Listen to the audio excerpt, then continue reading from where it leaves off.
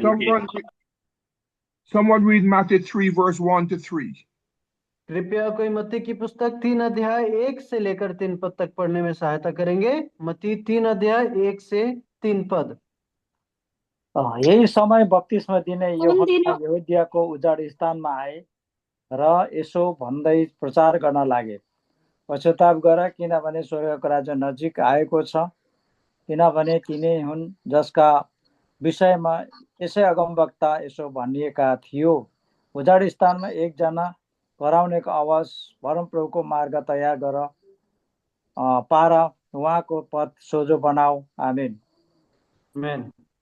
John the Baptizer came, calling on the people to repent, for the kingdom of heaven, or the church of Christ, would soon be on earth.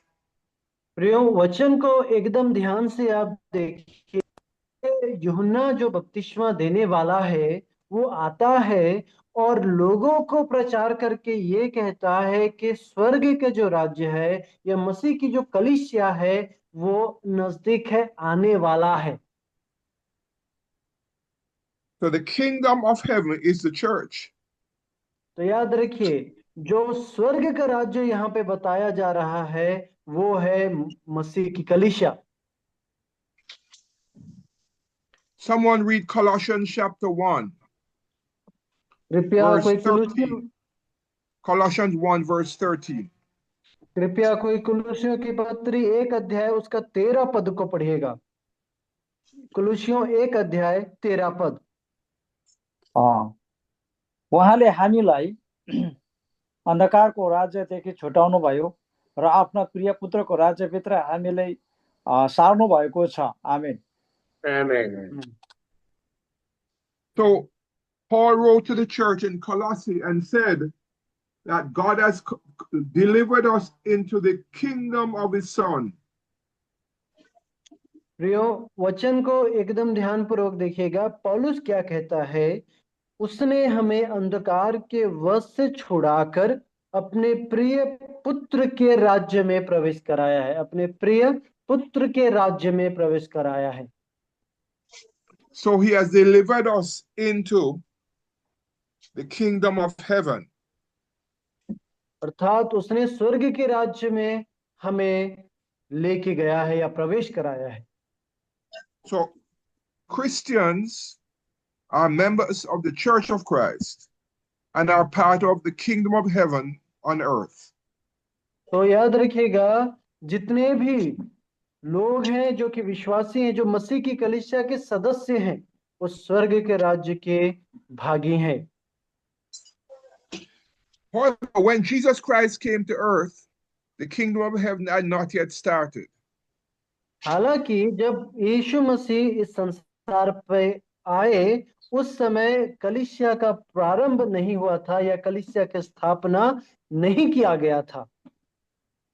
When Jesus Christ came to earth, it was during the period of the Roman rule, as predicted by Daniel in Daniel chapter 2, verse 31 to 45. मेरे प्रियो, जब यीशु मसीह आया और जब कलीसिया का प्रारंभ हुआ, यीशु मसीह के आने का जो समय था जो कि रोमन साम्राज्य में था, वो दानियल 2 अध्याय 31 से 45 के वचन में जो भविष्यवाणी की गई थी उसका पूरा होना था कि मसीह का आना रोमन साम्राज्य के अधीनता में होगा। So Daniel wrote while he was in Babylonian captivity. प्रियो, एक थोड़ा ध्यान से देखिएगा कि दानियल जब वो बेबीलोन की बंधुआई में है उस समय इन बातों को लिखता है। And while Daniel wrote, the Babylonians ruled the world.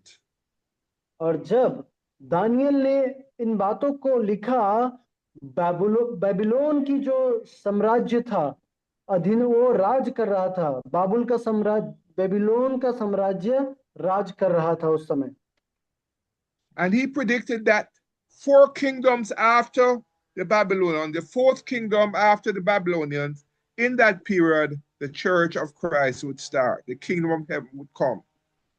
और दानियल ने कहा बेबीलोन के राज्य के बाद जब चौथा शासन आएगा, जब चौथा राज्य आएगा, उस समय कलीसिया, परमेश्वर का जो राज्य, स्वर्ग का राज्य है, उसकी स्थापना की जाएगी या उस समय स्थापित होगा।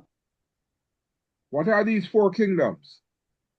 और ये चार कौन से राज्य हैं? The Babylonian kingdom,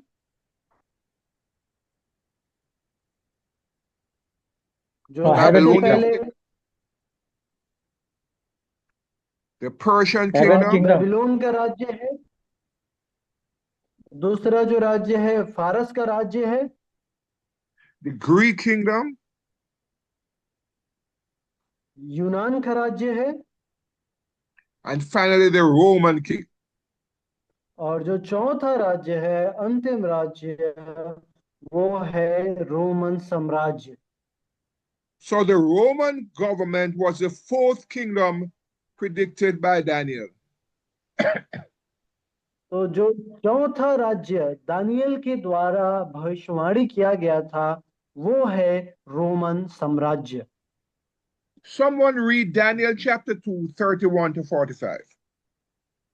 कृपया कोई दानियल की पुस्तक 2 अध्याय 34 से लेकर 45 तक पढ़िएगा। हे राजा, जब तू देख रहा था तब एक बड़ी मूर्ति देख पड़ी, और वह मूर्ति जो तेरे सामने खड़ी थी सो लंबी चौड़ी थी। उसकी चमक अनुपम थी और उसका रूप भयंकर था। उस मूर्ति का सिर तो चोखे सोने का था, उसकी छाती और भुजाएं चांदी की, उसका पेट और जांघें पीतल की, उसकी टांगे लोहे की और उसके पांव कुछ तो लोहे के और कुछ मिट्टी के थे। फिर देखते देखते तूने क्या देखा कि एक पत्थर ने बिना किसी के खोदे आप उखड़ कर उस मूर्ति को पांवे पर लगाकर जो लोहे और मिट्टी के थे उनको चूर चूर कर डाला।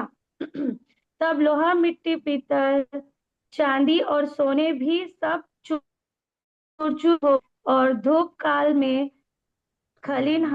खलिहानों के भूसे की नाई हवा से ऐसे उड़ गए कि उनका कहीं पता न रहा। और वह पत्थर जो मूर्ति पर लगा था, वह बड़ा पहाड़ बनकर सारी पृथ्वी में फैल गया। स्वप्न तो यूं ही हुआ, और अब हम उसका फल राजा को समझा देते हैं। हे राजा, तू तो महाराजा धीराज है, क्योंकि स्वर्ग के परमेश्वर ने तुझको राज्य, सामर्थ और शक्ति और महिमा दी है। और जहाँ कभी मनुष्य पाए जाते हैं, वहाँ उसने उन सबों को और मैदान के जीव जंतु और आकाश के पक्षी भी तेरे वश में कर दिए हैं, और तुझको उन सब का अधिकारी ठहराया है। यह सोने का सिर तू ही है। तेरे बाद एक राज्य और उदय होगा जो तुझसे छोटा होगा। फिर एक और तीसरा पीतल का सा राज्य होगा जिसमें सारी पृथ्वी आ जाएगी। और चौथा राज्य लोहे की तुल्य मजबूत होगा। लोहे से तो सब वस्तुएं चूर चूर हो जाती और पिस जाती है, इसलिए जिस भांति लोहे से वे सब कुचली जाती है, उसी भांति उस चौथे राज्य से सब कुछ चूर चूर कर पिस जाएगा। और तूने जो मूर्ति के पांव और उनकी उंगलियों को देखा, जो कुछ कुम्हार की मिट्टी की और कुछ लोहे की थी, इससे वह चौथा राज्य बटा हुआ होगा, तो भी उसमें लोहे का सा कड़ापन रहेगा, जैसे कि तूने कुम्हार की मिट्टी के संग लोहा भी मिला हुआ देखा था। और जैसे पांव की उंगलियां कुछ तो लोहे की और कुछ मिट्टी की थी, इसका अर्थ यह है कि वह राज्य कुछ तो दृढ़ और कुछ निर्बल होगा। और तूने जो लोहे को कुम्हार की मिट्टी के संग मिला हुआ देखा, इसका अर्थ यह है कि उस राज्य के लोग एक दूसरे मनुष्य से मिलजुल मिलजुले तो रहेंगे, परंतु जैसे लोहा मिट्टी के साथ मेल नहीं खाता, वैसे ही वे भी एक न बने रहेंगे। और उन राजाओं के दिनों में स्वर्ग का परमेश्वर एक ऐसा राज्य उदय करेगा जो अनंत काल तक ना टूटेगा, और ना वह किसी दूसरी जाति के हाथों में किया जाएगा, वरन वह उन सब राज्यों को चूर चूर करेगा और उनका अंत कर डालेगा, और वह सदा स्थिर रहेगा। जैसा तूने देखा कि एक पत्थर किसी के हाथ के बिन खोदे पहाड़ में से उखड़ा, और उसने लोहे, पीतल, मिट्टी, चांदी और सोने को चूर चूर किया, इसी रीति महान परमेश्वर ने राजा को जताया है कि इसके बाद क्या क्या होने वाला है। न स्वप्न में और न उसके फल में कुछ संदेह है। आमीन। Amen. So in verse 40, the Bible said the fourth kingdom shall be strong as iron. तो 40वां पद कहता है जो चौथा राज्य होगा वो लोहे के समान मजबूत होगा। And this fourth kingdom is the Roman government. और ध्यान दीजिएगा ये जो चौथा राज्य है वो रोमी साम्राज्य को दर्शाता है। And in verse 44 it says, in the days of these kings, the kingdom of heaven, God of heaven will set up a kingdom which shall never be destroyed. और 44 पद में देखिएगा उन राजाओं के दिनों में स्वर्ग का परमेश्वर एक ऐसा राज्य उदय करेगा जो अनंत काल तक न टूटेगा। In other words, the kingdom shall never cease to exist. दूसरे शब्दों में हम कहें उस राज्य का कभी भी समापन नहीं होगा, कभी अंत नहीं होगा। And once the Church of Christ started in the first century, it has never ceased to exist, and it continues today in 2025. मसीह की जो कलीसिया पहली शताब्दी में प्रारंभ हुई आज तक लगातार बढ़ती जा रही है और कभी उसका अंत नहीं हुआ है। प्रियो, When the Church of Christ came into being, Rome ruled the world. प्रियो, इन बातों को भी ध्यान में रखिएगा। जब कलीसिया का स्थापना किया गया उस समय रोमी साम्राज्य पूरी दुनिया में शासन कर रहा था। God prepared the world for the coming of Christ और through साथ ही John the Baptist and the prophets of old.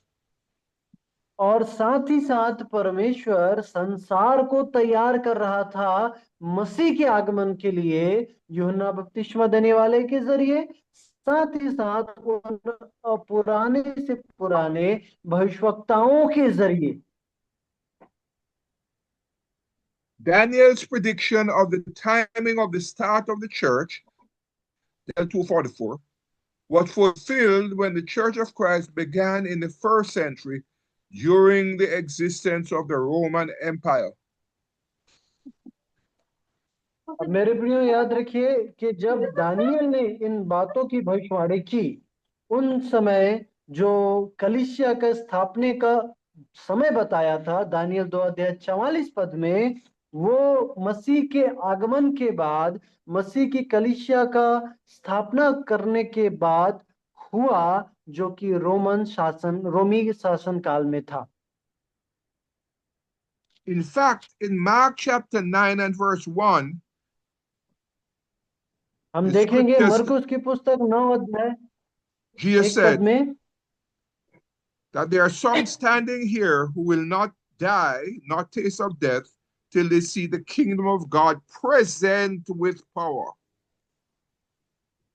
उसने उससे कहा, मैं तुमसे सच कहता हूं कि जो यहाँ खड़े हैं उनमें से कोई कोई ऐसे हैं कि जब तक परमेश्वर के राज्य को सामर्थ सहित आता हुआ ना देख ले तब तक मृत्यु का स्वाद कदापि ना चखेंगे। So Jesus Christ said the church is going to start, and it's going to start in a powerful way. तो यीशु का कहने का अर्थ है कि कलीसिया स्थापित की जाएगी और एक सामर्थी तरीके से स्थापना होगा।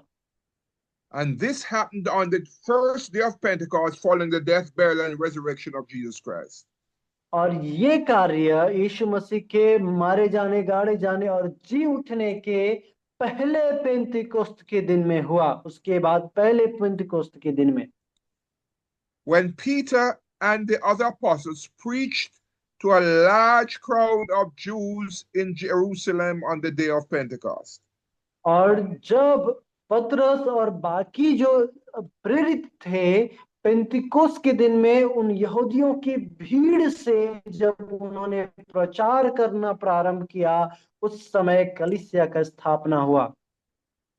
They preached after they had received the baptism of the Holy Spirit, and they began to speak in tongues or foreign languages.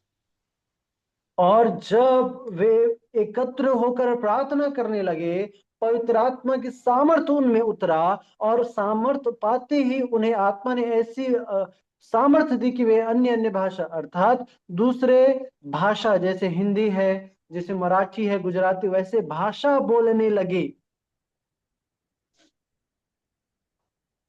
So the prophet Daniel predicted that the Church of Christ, when it began, would never be destroyed, cease to exist in the world after her beginning in the time of the Roman government. और मेरे प्रियो याद रखिए, Daniel भविष्यवक्ता ने जो कहा था कि जब मसीह की कलीसिया का प्रारंभ होगा उसका अंत कभी नहीं होगा। और इसी को हम पाते हैं कि जब कलीसिया रोमन साम्राज्य के समय में रोमी प्रारंभ हुआ, उसका समापन, उसका अंत कभी नहीं हुआ है। Today, the Church of Christ exists in over 150 countries of the world. मेरे प्रियो, आज मसीह की कलीसिया 105 देशों से भी अधिक देशों में स्थापित है। Someone read Matthew chapter 16 and verse 18. कृपया कोई मत्ती 16 का 18 पद को हमारे लिए पढ़िएगा। और मैं भी तुझसे कहता हूँ कि तू पतरस है, और मैं इस पत्थर पर अपनी कलीसिया बनाऊंगा, और अधोलोक के फाटक उस पर प्रबल न होंगे। आमीन। In Matthew chapter 16, Jesus Christ made this clear prediction. प्रियो ध्यान दीजिएगा, मत्ती 16 अध्याय में यीशु मसीह ने अपना साफ साफ भविष्यवाणी को कहा है। I will build my church, and the gates of Hades shall not prevail against it. मैं अपनी कलीसिया स्वयं बनाऊंगा और अधोलोक की फाटक उसमें प्रबल ना होगी। The word Hades refers to the place of the dead. प्रियो याद रखिएगा, जो अधोलोक का जो शब्द है वो मृत्यु को दर्शाता है। In other words, death will never come to the Church of Christ. दूसरे शब्दों में कि मृत्यु कभी भी मसीह की कलीसिया में प्रबल ना होगी। The Church of Christ has never died. मसीह की कलीसिया कभी समाप्त नहीं हुआ, उसका अंत कभी नहीं हुआ। Hence, when the New Testament was written, Rome was the ruling world power. Rome had conquered the civilized world. प्रियो फिर भी ध्यान दीजिएगा, हालांकि जब नए नियम की पुस्तकों को लिखा जा रहा था, जब नया नियम लिखा जा रहा था, रोमी साम्राज्य अपने पूरे ताकत में बढ़ रहा था, पूरे अपने शासक के ताकत में था। साथ ही साथ रोमी साम्राज्य पूरे विश्व की जनता को पूरे तरीके से जीत चुका था। And the Church of Christ was already in existence. और उसी घड़ी में मसीह की कलीसिया की स्थापना हो चुकी थी। The New Testament began to be written about 20 years after the Church of Christ started. ध्यान दीजिएगा, नए नियम की जो पुस्तकें हैं मत्ती से प्रकाशित वाक्य तक, कलीसिया के प्रारंभ के लगभग 20 साल के बाद लिखना शुरू हुआ है। 20 साल जब कलीसिया को स्थापना किए, 20 साल हो गया, उसके बाद नए नियम की पुस्तकों को लिखना प्रारंभ किया गया है। Let's look now at the books of the New Testament. आइए अब हम नए नियम की पुस्तकों को देखेंगे प्रियो। The first book in the New Testament is the book of Matthew. और हम नए नियम के पहले पुस्तक को देखते हैं, उस पुस्तक का नाम है मत्ती। Now, though Matthew is the first book in the New Testament, Matthew was not the first New Testament book written. प्रियो ध्यान से सुनिएगा, मत्ती भले ही नए नियम की पुस्तकों में सबसे पहला है, लेकिन नए नियम में जब पुस्तकों को लिखी गई तो मत्ती को पहले नहीं लिखा गया था, मत्ती बाद में लिखा गया था। भले ही उसको पहले रखा गया है, लेकिन मत्ती की पुस्तक पहले लिखा नहीं गया था। Matthew has 28 chapters. और मत्ती की पुस्तक में हम पाते हैं 28 अध्याय हैं। Matthew covers the period from the birth of Christ to the giving of the Great Commission by Jesus Christ. और प्रियो मत्ती की जो पुस्तक है वो यीशु मसीह की वंशावली से लेकर, यीशु मसीह के जन्म से लेकर यीशु के महान आज्ञा को देने तक के समय को वो संशोधित करती है, उसको साथ में रखती है, बताती है। Matthew begins by showing us the line from Abraham to Jesus Christ. और जब मत्ती की पुस्तक प्रारंभ होता है, मत्ती प्रारंभ में ऐसा कहता है, अब्राहम से लेकर यीशु मसीह के रिश्ते तक, उनके पीढ़ी को वो साथ में जोड़ता है मत्ती की पुस्तक में। Matthew shows that Jesus Christ was a descendant of Abraham. याद रखिएगा, मत्ती दिखाता है कि यीशु मसीह अब्राहम की संतान है। Matthew shows that God fulfilled his promise to Abraham by allowing Jesus Christ to be a descendant. तो मत्ती बताता है कि परमेश्वर ने अपना वादा को पूरा किया यीशु मसीह को अब्राहम की वंश में या वंशावली में, पीढ़ी में जन्म लेने के द्वारा। Someone read Genesis chapter 12 and verse 3. Well, let's start from verse 1. Genesis chapter 12 from verse 1. कृपया करके कोई उत्पत्ति की पुस्तक 12 अध्याय 1 से लेकर 3 पद को पढ़िएगा। उत्पत्ति 12 अध्याय 1 से 3।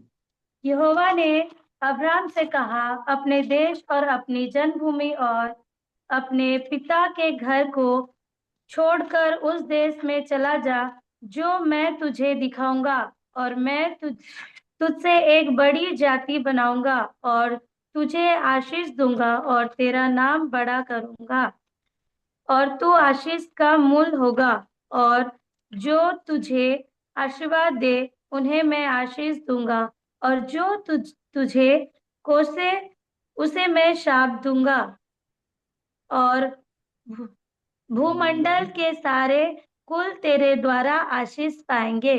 आमीन।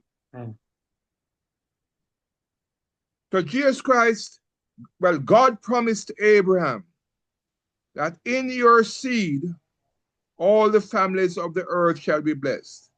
That in you all the families of the earth shall be blessed.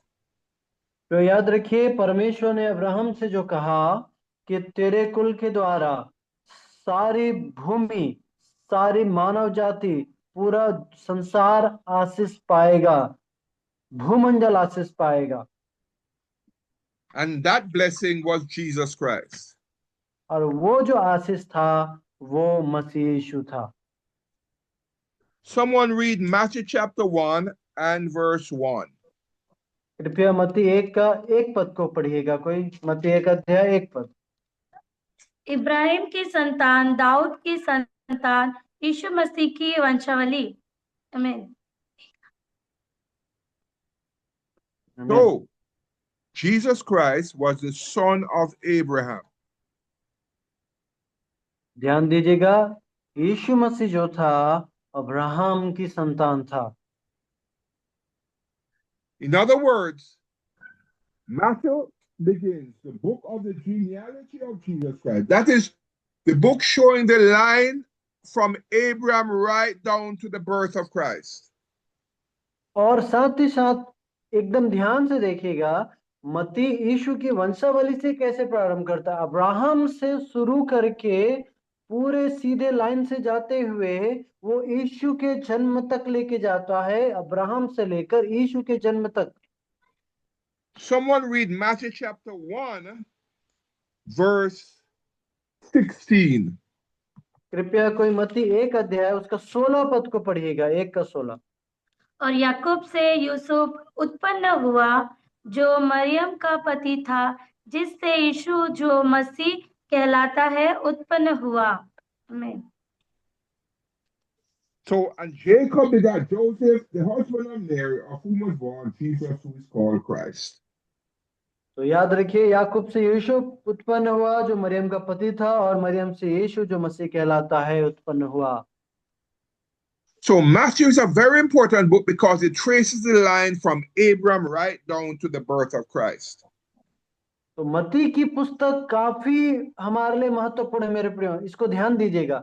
मत्ती की पुस्तक काफी महत्वपूर्ण है क्योंकि वो अब्राहम से लेकर यीशु के जन्म तक सारे पीढ़ी को एक लाइन में वो लेके आता है और बताता है। That is why the theme of the book of Matthew is the king and his kingdom. इसीलिए मत्ती की पुस्तक का जो विषय है, याद रखिएगा, मत्ती की पुस्तक का जो विषय है, मुख्य जो बिंदु है, वो राजा और उसके राज्य के बारे में है। मत्ती की पुस्तक का विषय राजा और उसके राज्य के बारे में। Because Matthew shows how the church, Jesus Christ was born, and in the end, he says that he's going to pour out his spirit, and as a result, the kingdom of heaven would come into being. और कहता है कि मैं अपनी आत्मा उंडेलूंगा। याद रखिए, मत्ती की पुस्तक में यीशु के जन्म से प्रारंभ करता है और अंत तक लेके जाके फिर मत्ती कहता है कि मैं अपनी आत्मा उंडेलूंगा और मैं अपनी कलीसिया को स्वयं बनाऊंगा। Someone read Matthew chapter 28 and we read from verse 16 to the end.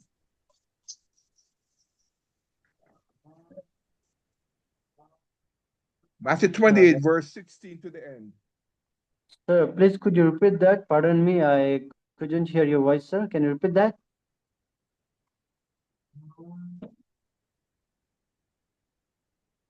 Could you, sir, can you repeat that? I couldn't hear you, sir.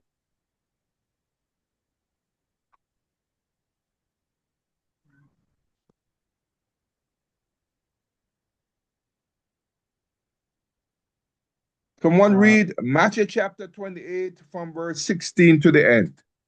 आइए हम मत्ती की पुस्तक उसका 28 अध्याय उसका 16 से लेकर अंतिम पद तक हम पढ़ेंगे। मत्ती 28 का 16 से अंतिम। और 11 चेले गलील में उस पहाड़ पर गए जिसे यीशु ने उन्हें बताया था, और जिन्होंने उसके दर्शन पाकर उसे प्रमाण किया, पर किसी किसी को संदेह हुआ। और यीशु ने उनके पास आकर कहा कि स्वर्ग और पृथ्वी का सारा अधिकार मुझे दिया गया है, इसीलिए तुम जाकर सब जातियों के लोगों को चेला बनाओ और उन्हें पिता और पुत्र और पवित्र आत्मा के नाम से बपतिस्मा दो, और उन्हें सब बातें जो मैंने तुम्हें आज्ञा दी है मानना और सिखाओ, और देखो मैं जगत के अंत तक सदैव तुम्हारे संग हूँ। आमीन। Amen. So Matthew begins with the genealogy of Jesus Christ and ends with Jesus Christ saying that they should go into all the world and make disciples of all nations and build the church of Christ in the first century.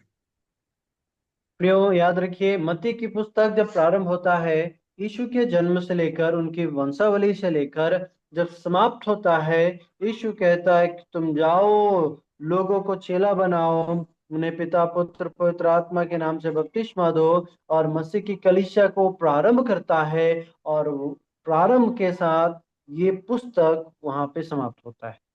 And brethren in Asia must keep on following and obeying this command. Make disciples of all nations. और Asia में पाए जाने वाले मेरे भाई और बहनों, इस आज्ञा को आप और भी आगे लेके जाइए कि संपूर्ण सब जाति के लोगों को चेला बनाइए और उन्हें परमेश्वर की आज्ञा को मानना सिखाइए। For this is the will of Almighty God. क्योंकि ये हमारे सामर्थी परमेश्वर की इच्छा है। God bless you all. We continue